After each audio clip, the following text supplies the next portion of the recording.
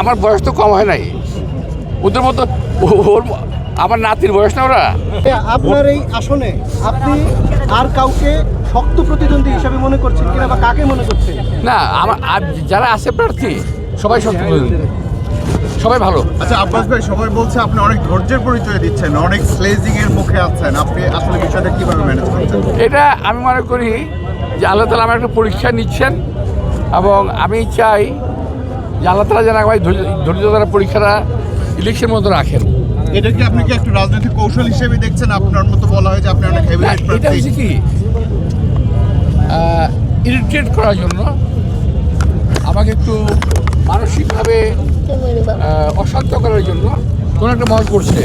মানে ভাবটা এরকম যে আমাকে মারে না কেন, আমাকে মারে না কেন, তো আমি তো ওই জায়গায় যাবোই না, কারণ তারা যে একটা সিম্প্যাথি ভোট নিতে চাচ্ছে ওই সুযোগ আমি দেবো কেন? আপনি কি এটা বুঝেই চুপ? আমি খুব ভালো করে বুঝে ফেলছি এটা। আমার বয়স তো কম হয় নাই, ওদের মতো ওর আমার নাতির বয়স না ওরা, তো আমার তো এবার অভিজ্ঞতা হয়ে গেছে আমার।